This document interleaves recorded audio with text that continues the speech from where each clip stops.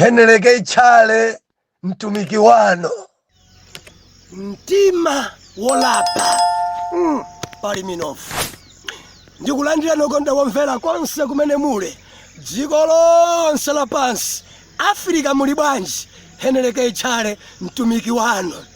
Mulungu amapenya, amafuna, amasakasaka mtima umene uli wogonja, mtima wolapa. Kodi mukudziwa pa dziko pano tonse ngochimwa, tonse ngolephera, aliyense adachimwa, tidamulakwira Mulungu, timanena molobodoka, timakhumbira zoyipa, maganizo athu nthawi zonse osakhala bwino, endi zikhumbiso zathu zosadalisa. Koma tamverani, chimene Mulungu amachipenya kwambiri ndi mtima wolapa.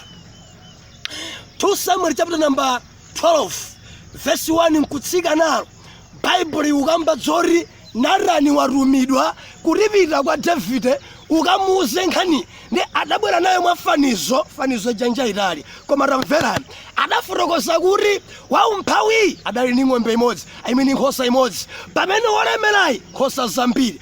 Uyuyu wankhosa imodzi kaje kamagona kwa mbaleyo wankhosa zambiriyo. Koma wankhosa zochuluka patabwera mulendo, adaphikira mulendo wake nkhosa imodzi, akumuuza Davide, iniyo ngati mfumu mungayiweruze bwanji nkhani? Ndiye Davide anena kuti zedi uyuyu wankhosa zambiri amene aphikira mulendo wake nkhosa imodzi akuyenera kuphedwa chifukwa sadachite chilungamo. Omvera tiukambireza mtima wogonja. Natani kuti ndinuyo amfumu, ndinuyo mwatenga kankhosa ka munthu osauka, ndinuyo mwagonana ndi mkazi wa Uriya, ndinuyo mwachita choyipa, ndinuyo. Akuti Davide pompa adati pepani, ndachimwa, sindachite bwino, sindachite molongosoka. Mulungu sokumamba pampomba unakuti ndakukhulukira ndipo sindikulengeranso chilichonse. Mtima wogonja.